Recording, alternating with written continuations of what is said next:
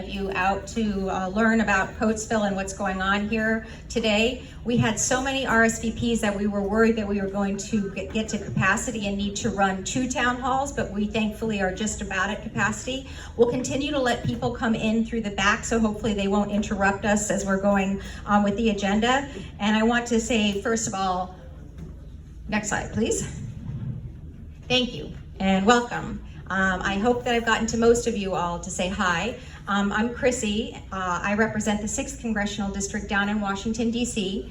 And what that is all of Chester County and the lower part of Berks County. It's about 700,000 people total. It is one of 17 congressional districts in Pennsylvania. And I am now in my junior year, I guess you would say, of serving in Congress. This is at my 3rd term, so I'm about 5 years in right now. And I serve on the Armed Services and Intelligence Committees down in Washington, and I serve us here all the time. So I'm going to start with an update briefly. We're going to then introduce our guest panelists who will lend their expertise to the subject, which is today about Coatesville. We will then have a moderated discussion. Captain Howard Crawford will be our moderator. Some closing remarks and some conclusions. We plan on having you done here by 6:30 on the button, and let's go ahead and get started. For those who've been to town halls with me before, you will know that we try to do a couple things. One is we try to make sure that we have a subject that we're talking about that is specific and we can go into depth with. And another is that we have meeting norms. I, for a time, taught chemistry in North Philadelphia, so I'm a former teacher, and I think it's very, very important that we establish the way that we will behave with one another when we're in a place like this.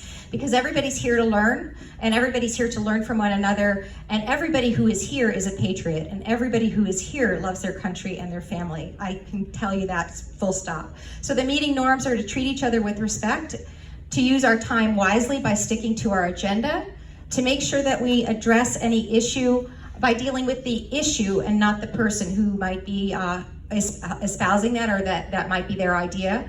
And asking clarifying questions, and a clarifying question is just something that's not accusatory. That's just simply, you know, what I think I'm hearing is, or do I understand it correctly this way? And so you'll probably hear us using that kind of language. And importantly, we will be discussing policy to be distinguished from politics. So that's our meeting norms. And so far, this is our 75th town hall, and we have had some gorgeous town halls and very, very little of the sort of disruption that you see around our nation. Next slide. Speaking of which, you have all hopefully gotten a question and answer card. We'd love it very much if you would fill it out, regardless of whether or not you have a question. You obviously can put on the back if you have a question. It'll come up to Howard, our moderator, to ask the panel. We do that because it tends to be that many people will ask the same question. So we don't want to have 7 people ask the same question. We'd rather get to as many questions as we can. Please make sure that you are writing your name and any question that you have legibly. I am the worst at that, but I know that our team works really hard to make sure that they can interpret what it is that you're asking, or who it is that you are. So this is the update that we're going to be focused on today is Coatesville. And obviously we're sitting in Coatesville. I was really, really excited about 5.5, 6 years ago when the redistricting included Coatesville in the 6th Congressional District. It also includes the city of Reading. What's different, the same about both of those cities is that they're both opportunity zones federally, so that they're both places where we really have our eye on federally to make sure that we can be helpful as possible. Speaking of federal funds, some of the things that have happened recently for Coatesville is we have been able to successfully bring a community project funding initiative here. And that community project funding initiative was $1 million to help fund a park in our area. And what is a community project fund? It's basically what the old version of earmarks used to be. What it means is that our community puts forward ideas that we'd like to see funded, and Washington takes a look at those ideas and hopefully funds them. We have about 40 ideas every year. We submit about 15, and we hope that we are able to get them. This one here in Coatesville was one of the first to receive that. And they are also in the running for a second request for Ash Park implementation, and it's making its way right now through the Appropriations Committee, and we are very, very hopeful that we will receive that funding too, because it's almost gone all the way through the process. Also, we were able to secure $600,000 from FEMA for Coatesville's flooding issue when Hurricane Ida came as well. So a lot of resources are coming towards Coatesville for those purposes. Next slide, please. Another thing that has been happening in our community for the last several years, basically since I got into office, was Sikorsky helicopter news. Let's start with the news. The news was that Sikorsky was going to leave the area and take its jobs with it. That was the first news. And the way that our office responded to that was to work with anybody who was willing to work with us, including President Trump, who came in to also help to make sure that that facility remained open. We did a lot of work behind the scenes to make sure that that happened, but we all knew that we were heading in a different direction eventually with the Sikorsky helicopter factory. When in fact that decision was made that they were going to close in March of 2022, community leaders, many of them sitting here in the front row, and thank you so much for coming, and hopefully I'll be able to have a chance for you to introduce yourselves too. We all responded forcefully together to make sure that at a federal, state, and local level that we were doing everything we could to do something with that facility and to keep those jobs here. And I'm really pleased to announce, next slide please, that the result of all of the work of all of the people who are sitting here, who are our servants in Washington, here in Chester County, and also in Harrisburg, was that we were able to help bring Pisecki Helicopter Factory to Coatesville. So enter Pisecki Aircraft. The Heliplex was sold in February of 2023, so it's relatively new news.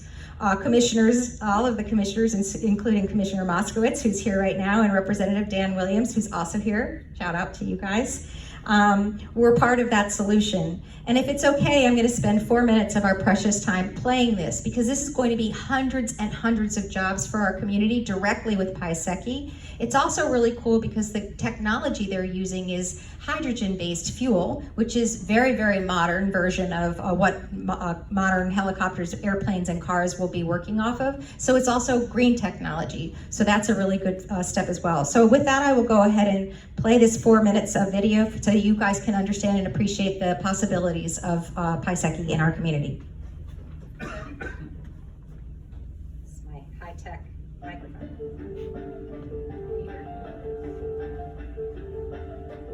We spent the past 12 months working to secure this facility as a future home for Pisecki's expansion in the research and development of vertical lift technologies and the transition of those technologies into practical products that can be used and helpful.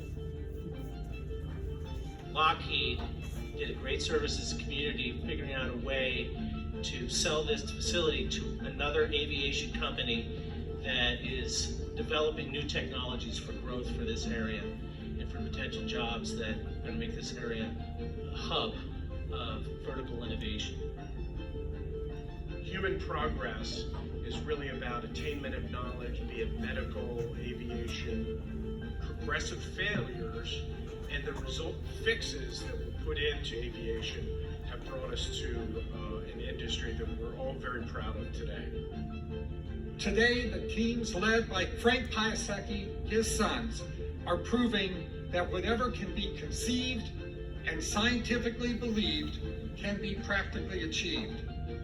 So with this type of leadership and leading partners, anything is possible, and we'll make it happen here. You guys have been doing this for 80 years. This is not something new. It is something new technology, but you guys have been facing that challenge forever and ever, and you always come through. We are proud to be a launch customer for this fantastic new aircraft. And this is paving the way for so many applications in aviation. Aviation is one of the hardest sectors to decarbonize. You see, we're standing here in the 6th Congressional District where we know how to get things done. We value manufacturing, we value entrepreneurship, we value STEM and STEAM, and we value working collaboratively together. All of the things I believe that you and your family and your company also value. The world's first zero-emission hydrogen fuel cell rotorcraft will be built and tested right here in Chester County. We are counting on Pisecki Aircraft to provide us and others with thousands of hydrogen-powered electric VTOLs, and to do so in a way that leaves our planet healthier, with the air cleaner for our children, our grandchildren, and everybody to come later. So I'm very excited about what's going on within Columbia, within Piasecki, and I just thank you guys for your partnership. Partnerships and collaboration is what makes the vertical flight industry so successful. So this is a pivotal time in the aerospace industry when revolutionaries like Piasecki are leading the way for advanced vertical flight for cleaner, safer, quieter, and more economical forms of air transportation. We're so pleased to be here to celebrate this important milestone for Piasecki and for the entire industry. And on behalf of the governor and our entire administration, congratulations to you all on cutting a route. We're thrilled to see you continue to grow here. Piasecki's been a great legacy of vertical flight since the 40s, and if you're an aviation, post-season aviation engineer, a walk through Piasecki's workshop is just it makes you giddy. It's part of a fabulous legacy. Innovation occurs in a smaller organization than the big ones. And their business expansion will bring more good paying jobs to our area. Engineers, assemblers, painters, teachers. All of us will be involved in building Coatesville into the clean, energy efficient environment and aircraft facility that we know will then be used by the United States service members who are working to protect our national security every single day and who are keeping us safe. I keep on coming up and saying this thing would have happened without this person, and it really goes to show that success has a lot of sources. And so it's a great video, right? I really have an enormous amount of hope for Piasecki and what they're going to be bringing to our community, not just directly with the direct jobs that will be created because of that, but also for the ancillary jobs. I think when we were first staring down the barrel of the fact that we were going to no longer have that facility open, the implications were very, very large in terms of the restaurants, the kids in schools and their teachers, or any industry that exists in our area very much relied upon the existence of that facility, and I'm grateful that Piasecki is here. The second big issue that we'll talk about today is something that it looked like a lot of people had questions as I was walking back about, which is the VA and what's going on with our VA in Coatesville as well. We're lucky to have the VA here. We're lucky to have a very good and strong veteran population here, and there's been a lot going on with the VA. The first thing that happened was that the VA was threatened for closure. If you guys remember that a while ago. That was a consequence of the Air Commission report. We were one of I think it was nearly 24 facilities that were going to be closed because of the air report that came out of some previous legislation, which was the Mission Act. So next slide. That wasn't great news. And so we did a lot of wailing and gnashing of teeth, again, at the federal level and also at the state and local level to cry foul on that and to say that a lot of the premises, the basis by which we were being judged as being a facility that needed to be closed were not true, that they were inaccurate. And so specifically, we brought up Secretary McDonough, who's the Secretary of the VA, member of the cabinet of President Biden, and we asked him to come and visit. We wanted him to actually see what he was envisioning closing. What's interesting is that he actually was just executing on this piece of legislation. So this was something that Congress long ago said needed to be done, and so he had to execute on it. The good news is that it never happened.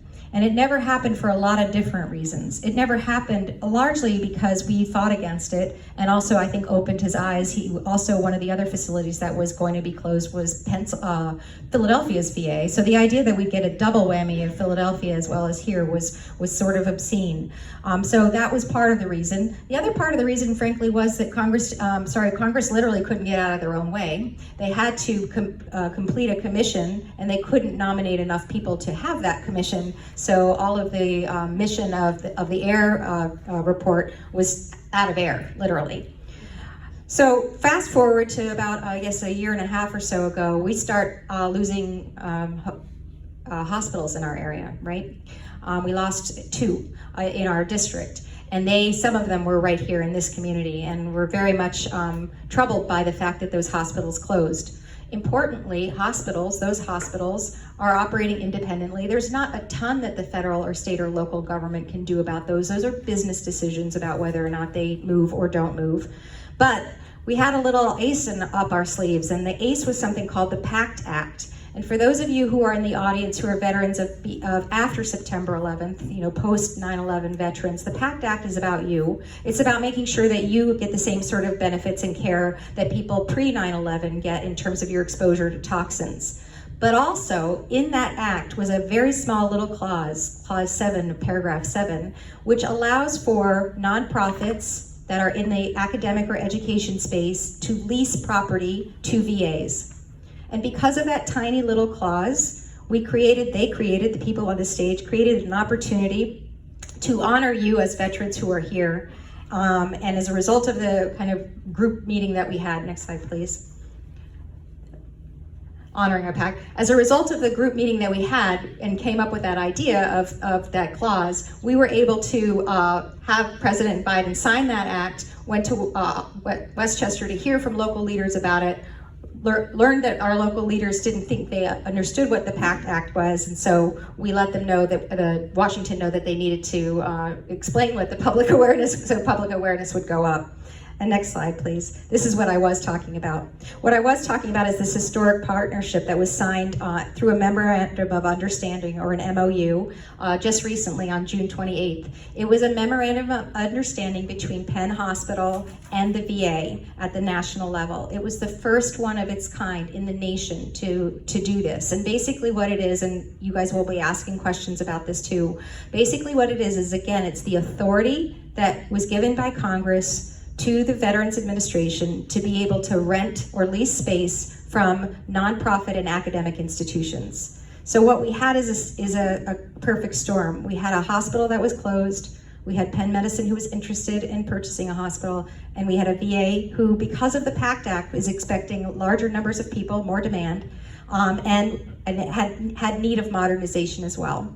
So this MOU, or Memorandum of Understanding, was the first of the dominoes to fall, and then after that there was a letter of intent that was signed, is my understanding, between you all and Tower Health, who owned the facility in Brandywine. So I'm gonna let these guys talk about that deal because there's still a lot that is in the uncertainty range of things, but the good news is that that hospital will be opened again. What we don't know is exactly what that means in terms of services that will be provided at this point in time. So hopefully we'll get some clarity on that. And so with that, I am concluding my part of the presentation, although I will join the panel. Please reminding you to write your questions down and pass them to the side so that one of our team members can pick them up and so that we can sort them. But first I have the opportunity to introduce Mike Duncan, who's to my left. Welcome, Mike. He is the president of Chester County Hospital, which is a Penn Medicine healthcare facility.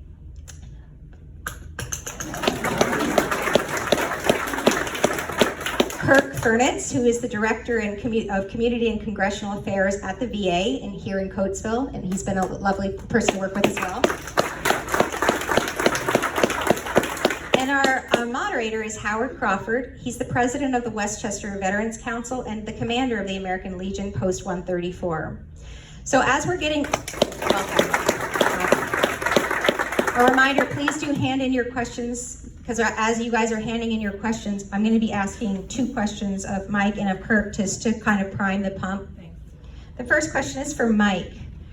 This venture between the University of Pennsylvania healthcare system and the VA, as I mentioned, is the first of the kind in this country. Pennsylvania and Philadelphia area always leads the way with everything first of its kind.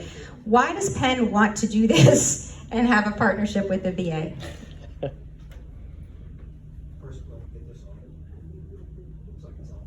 Can you hear me? Yeah. Okay, good. I used to be a nuclear engineer, but now I can't operate something with one button. Gotta be louder. Okay, I'm a former submarine officer. A lot of Navy veterans here. If they're not submariners, they'll call me a bubblehead. It's the pejorative term for us submarine officers. Penn Medicine has a long-standing relationship with the VA. We have something like 200 doctors serving the VA in the city. The VA is on the same campus as the main. A little bit louder, yeah. As the main Penn Medicine hospital. And we have a long history serving the veterans who come to the Coatesville VA, primarily emergency room services. So the patients will come to us for an emergency when they're stabilized, and they will come back to the facility here. We also have an interest in the Coatesville community and are acutely aware that when Brandywine Hospital, importantly when the Brandywine Psych Hospital and the Jennersville Hospital all closed, that left this area as effectively a healthcare desert. So we've had our eye on it from a community standpoint.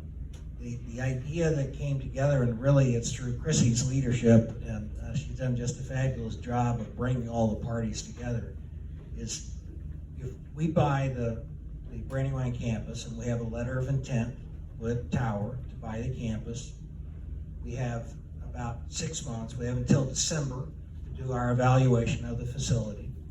And the VA has a memorandum of understanding with us to look at the same facility and figure out what their needs might be. We'll look at that collaboratively. We'll know a lot more in 6 months than we know today. So there's a lot of promise, but not a lot of specificity at this point. So thank you, and I am hearing that people are having a hard time hearing in the back. So maybe what I'll do is I'll give you 2 microphones and see if they might interfere with each other, but I'll try that for the next question. Kirk, the next question is for you, and can you all hear me? Okay, so maybe we might stand. Maybe that might help, okay. The Coatesville VA has been part of this community for almost 100 years. What's one thing that you would like our broader community to understand about healthcare for our veterans? Okay, sure. Well, thank you for the opportunity, Chrissy, for us to be here today. The one thing that I would like the broader community to understand is that the healthcare for veterans is going to be expanding. And Coatesville is often just seen as a mental health or psych facility, and we are much more than that. We offer a robust clinical service outside of the mental health department to include outpatient primary care, optometry, audiology, physical therapy, podiatry, cardiology, chiropractic services, and orthopedic services.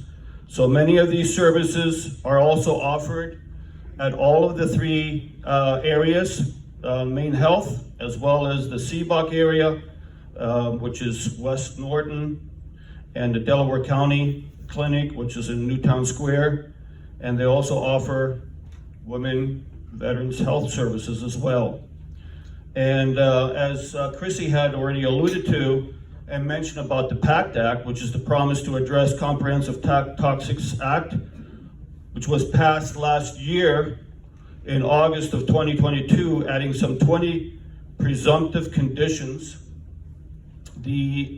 That expanded basically the eligibility not only for veterans, but also it expanded the healthcare benefits for veterans who have been exposed to toxic type substances while they were deployed, such as from the burn pits, dust storm contamination, the handling of DPUs, which is depleted uraniums, rounds, Agent Orange, and even the Camp Lejeune water contamination is included in the PACT Act. And that just is just mentioning a few of those conditions. Now, veterans are encouraged to file a claim for a toxic exposure related to those conditions, or at least declare their intent that they want to file before August the 9th. And veterans could be eligible for a whole year's worth of retroactive pay if they file by August the 9th, backdating their claim to when the PACT Act was actually coming into law. And I don't want to confuse anyone to just think that August 9th is the last day to file a claim. Veterans have the option to file a claim anytime. There is no deadline to filing a claim. The benefit of filing now is for the condition that predates the PACT Act, which would allow the veteran to receive benefits to the earliest possible date. And this would also include survivors of veterans who died from these presumptive conditions to also act now to file a claim. If veterans file a claim previously and they were denied, then my suggestion is that you file again, do a supplemental form. And if you have never filed a claim, then I encourage you to get screened and submit a claim through the VA system. All of the enrolled veterans will get a toxic exposure screening. It's called a TES through their provider. It's a routine checkup. And if you haven't gotten one yet, then please ask your provider to get you scheduled for a screening. And for those veterans who are not enrolled, all I can say is please enroll. It doesn't cost you anything except a few minutes of your time, 15 to 20 minutes of your time. And enrollment begins by contacting one of our eligibility and enrollment coordinators. And I hope that every one of you folks have picked up a flyer that I had put out earlier. It's called the PACT Act information. See right there. This is the bottom line information that you need to know. And on the top, it will give you the telephone numbers that you need for the coordinator, which is 610-383-0239. And I know this information, there's a lot of it, is sometimes confusing and very complex, but what I have given you is the bottom line up front about the PACT Act, and I hope that you take advantage of it. If you need to get more information, you get on the website. It's on the back of that sheet as well as the telephone number, which is 1-800-698-2411. So I want to thank you all. I want to thank you all for your service to our great nation. Thank you for this opportunity. Thank you. And now we're going to turn over to the kind of moderated question and answer. So Howard, over to you. All right, I can talk pretty loud. Can you guys hear me with this one? All right. Even though I am an Air Force guy, right? All right, so some of these questions, right, to our panel up here, I tried to group your questions, but I used the VA too. So I want you to know, as the moderator, I read all your stuff. I agree with 99.9%, right? We as the veteran community need to continue to look out for one another. And changes are significant, how it represents our community. So the first question is for Congresswoman Houlihan, and it's pretty simple, but boy, do I love it. Is your plan to prioritize, I'm sorry, I said prioritize, I meant privatize the VA. Are we looking to privatize the VA? No, not at all. In fact, I think that this is a really intriguing combination that's allowed as a result of the PACT Act, where we're able to put facilities that are operated and run by and staffed by the VA into more modern facilities that are owned and operated by Penn Medicine. So to me, it's sort of the perfect combination of making sure that we continue to honor our veterans with great quality care and honor the people who take care of them with terrific jobs as well, while also modernizing our buildings and facilities as well. So I guess this next question is for all our panelists up here. And this is the one that whoever wrote this, brilliant, because this is my question too. What is the vision, and I didn't write it, I promise. What is the vision of how Penn and the VA will work together to best service veterans? But I want to add a caveat to that. Do we as veterans then have to use the community care network, or will it be a closed network with our local VA hospital? You don't know the answer? Oh, okay. I don't either. Hold on. So when it comes to community care program, if we have the ability to move over and lease space at the Brandywine Hospital, then no, we will be operating, you will be coming to that facility and you will be getting VA care right there. It will not be considered community care.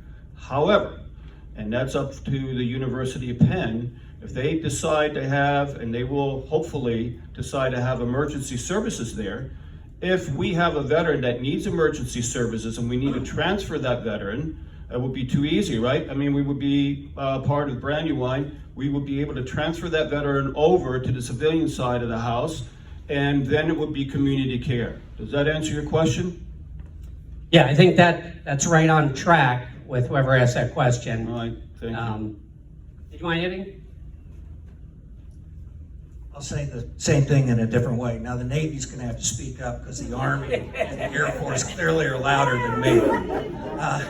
But I'm from the silent service, so that's how I explain this.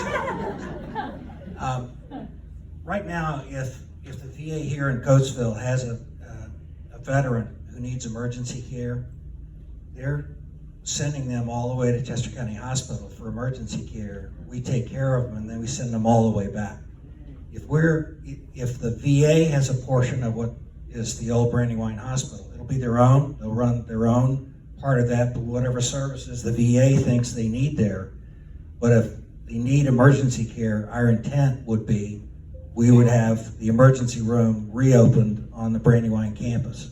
We got to do a lot of work still. Last Monday, we walked around the emergency room.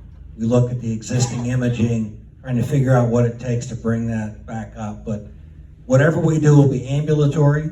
We don't plan for Penn Medicine to run inpatient beds, at most maybe 10 beds to meet a state requirement. And we will focus on outpatient services.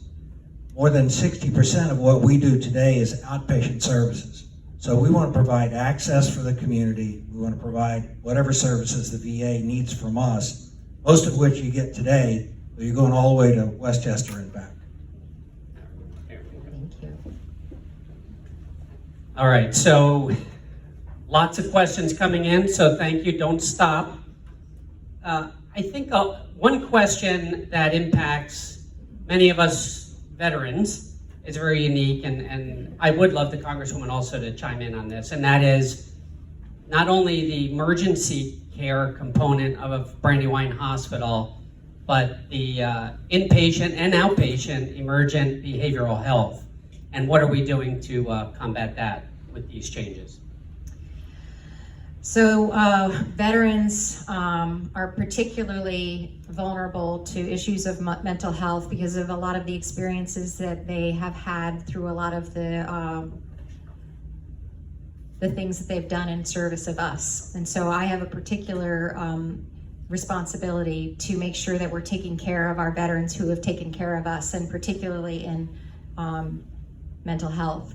What I would say is we are suffering as a nation in this issue. Our region is not much different than many other regions, and that's why I am frankly so hopeful about this this partnership that we're undergoing. But I do recognize, and I know that the commissioners do, as well as our representatives and everybody around, that we have a real crisis in mental health, and it's not just for veterans, it's for young people too.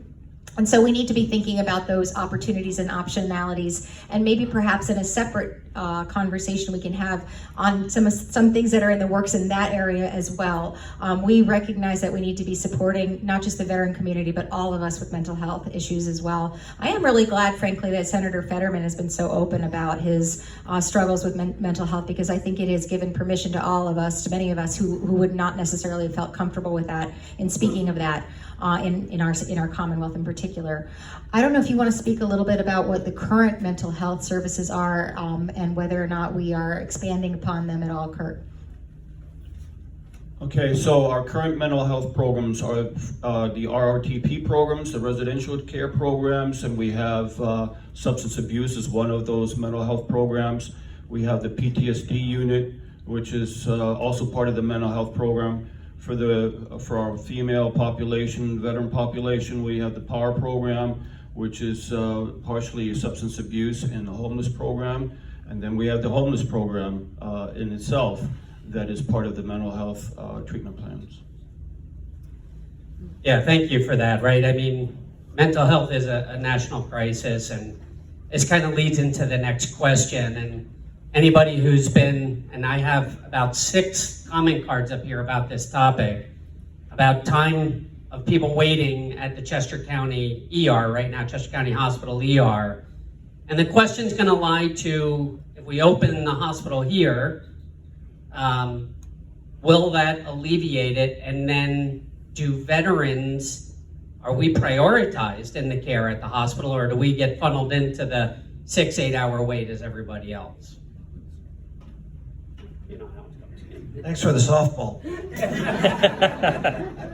First of all, if you went to we're about 18 months into having these other hospitals close. So two things happened. One is we went from seeing about 42,000 patients a year in the emergency room to 65,000 patients a year. So 50% increase. The second thing that was more challenging to overcome is there were 0 behavioral health beds left in Chester County. So virtually all of the psych and behavioral health patients were now coming to our emergency room.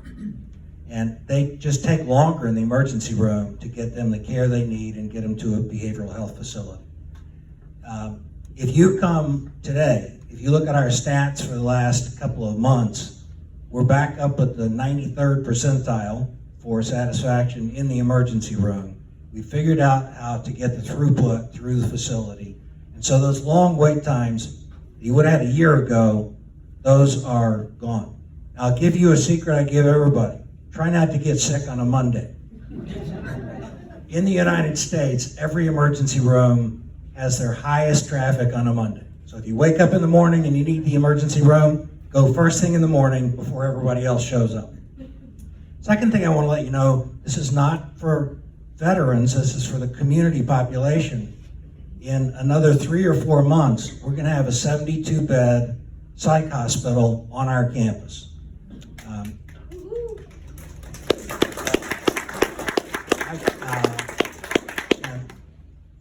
I'm pretty passionate about us delivering that service. I didn't feel like we had the expertise, but we had a building.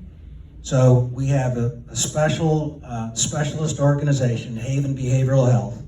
They've built out the facility. Construction will be done in September, and then it's just a question of how fast it takes to get licensed through the state.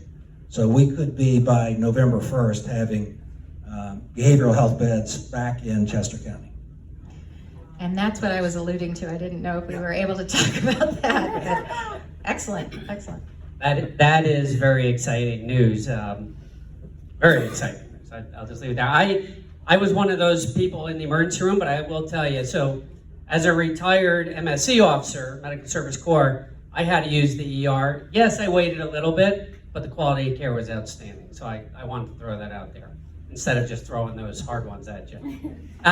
Okay, so when are we going to be ready for operation over at the Brandywine Hospital? And there's another couple questions around, do we need to do a lot of work over there? Is it antiquated? Are we ready to go? When do you get to the easy ones? So as I mentioned earlier, we're in the planning phase. The VA will have their planning phase to say what they need. We're looking at outpatient services. I would say the building, it looks pretty good. The inpatient floors look pretty good. Now, what will be an issue, and it's a little bit inside the Beltway, but will we need to meet any coding or any compliance issues with the state? Because that hospital was built a long time ago, and so we may need to bring it up to speed and have to move walls and a bunch of things that would take a lot of time. But the emergency room looks to me like it's in pretty good shape. Some of the imaging equipment still works. We'll need some new imaging equipment. So I can't give you we'll have a very clear idea in December of exactly what we're going to do and a clear timeline. The more walls and building we have to do, the longer it's going to take after that. I also noticed I'm seriously outranked up here, right? They all outranked me. Okay, so some of the questions are very specific, so I'm going to try to take it up a notch. And I think this has to do with services at the VA, and they're very limited at the Coatesville VA, right? So somebody's asking about chiropractic care. I actually have used the services there, but there's one doc and a 4-week wait to get in to see some specialty providers at the VA.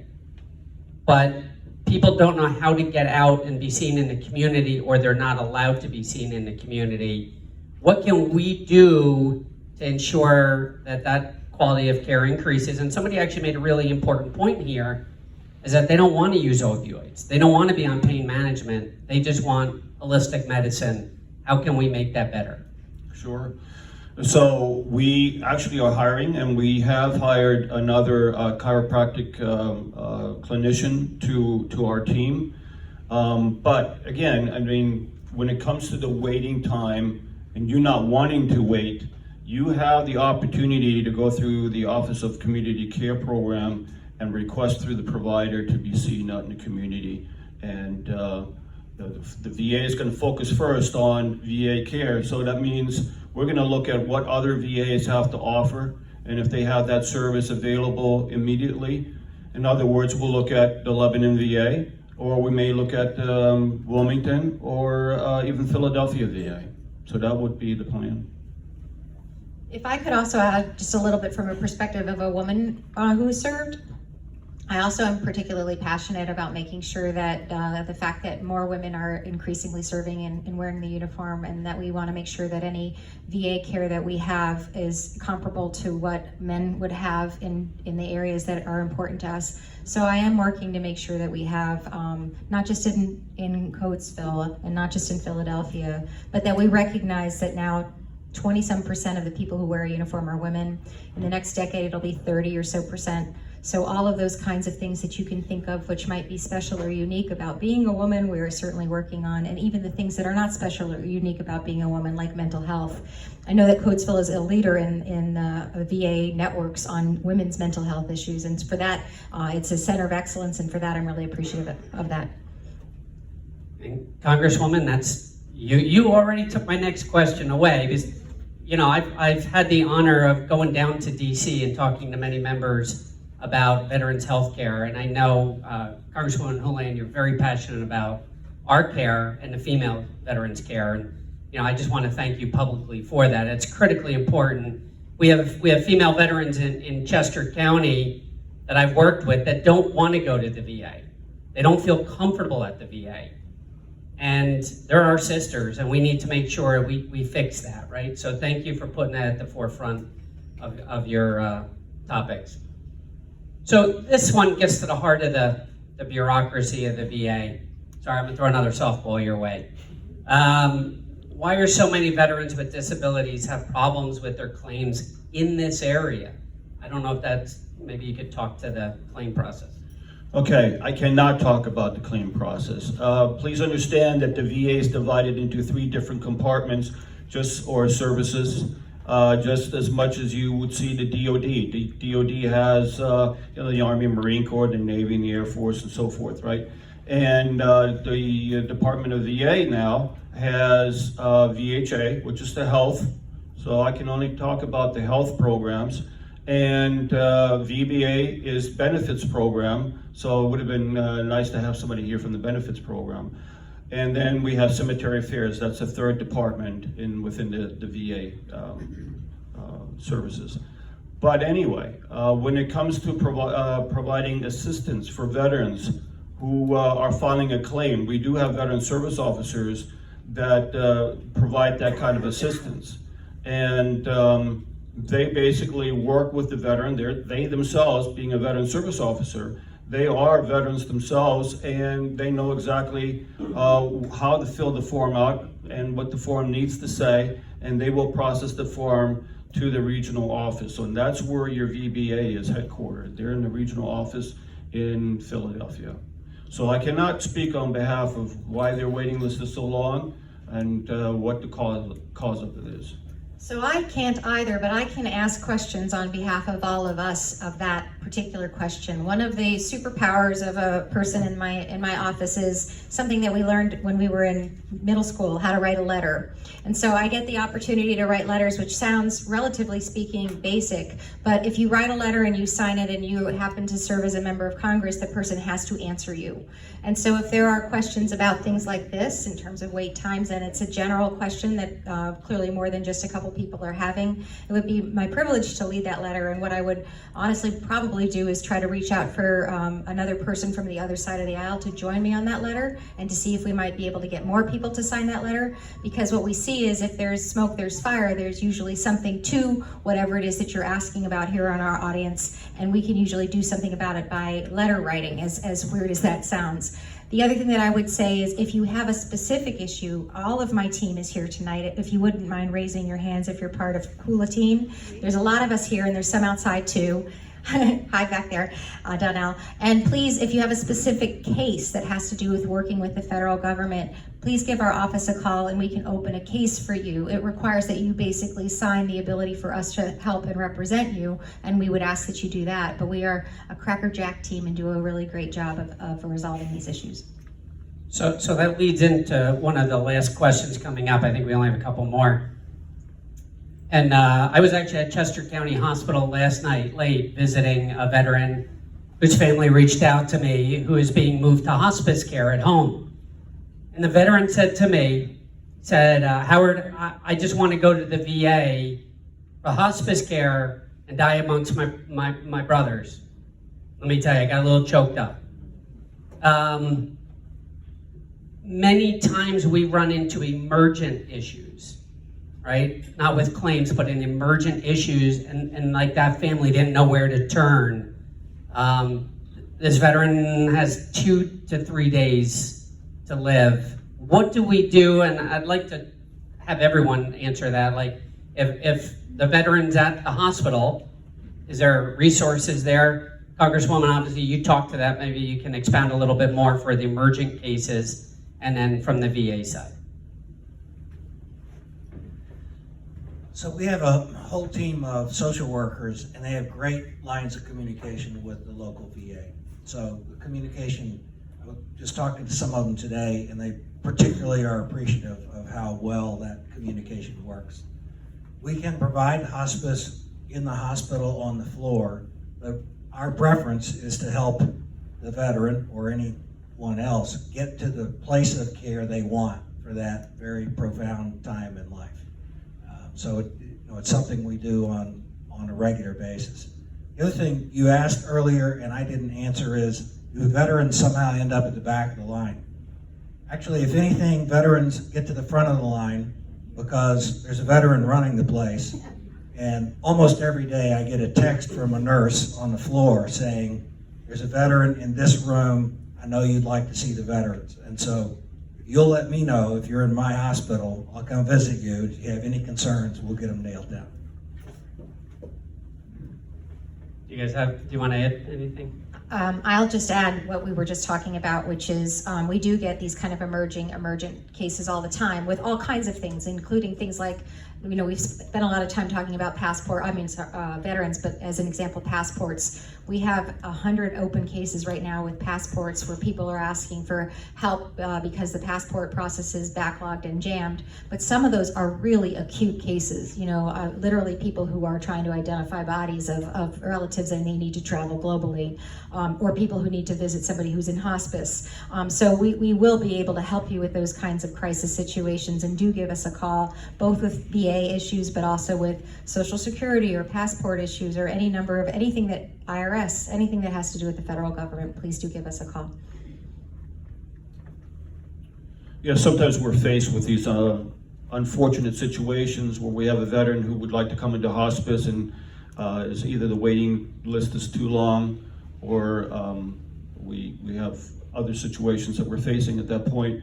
And we too have a huge social work group, a network that works with the community to make sure that we can either find another facility that we can place this veteran to, or hire assistance at home so that the veteran can have home assistance in his own residence to pass peacefully and provide comfort care. All right, thank you. I know I'm kind of loud. I guess I'm an old Mustang. Anybody else here a Mustang? The veterans know what I'm talking about, right? No? I was prior enlisted 10 years. That's why I'm loud, before I got commissioned. So we call them Mustangs. You guys know that phrase, right? Anybody? No? Yes? All right, never mind. So I guess people are now, one of the last questions we're going to ask, I'm going to have one more after this, and I'm going to kind of lump it in again with a couple of the others. People are still concerned at the Coatesville VA about their jobs. So looking at what is the timing and will the unions, et cetera, be involved? And that's for you, Congresswoman.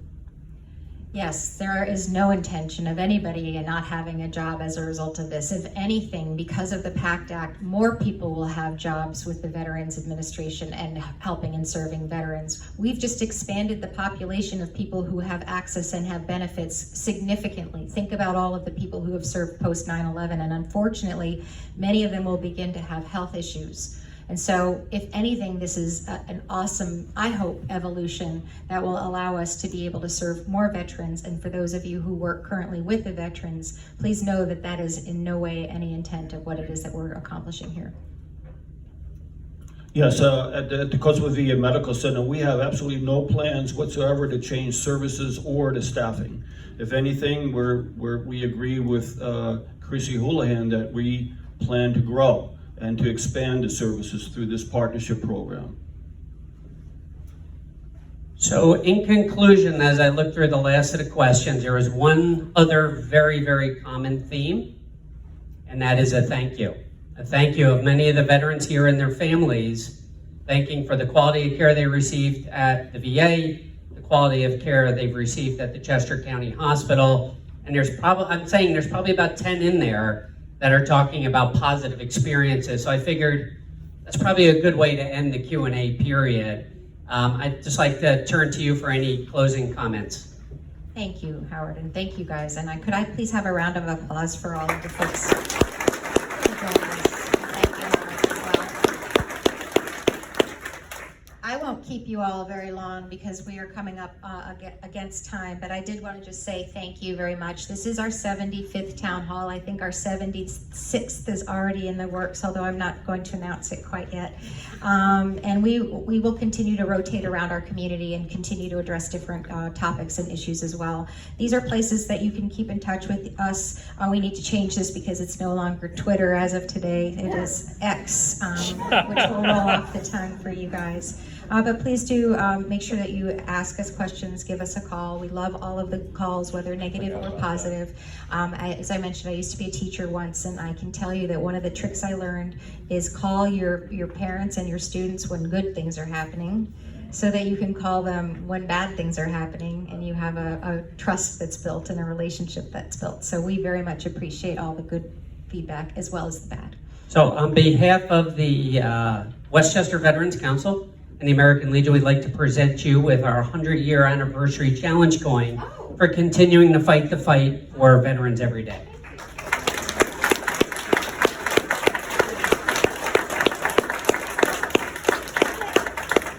You guys are free to move about the cabin.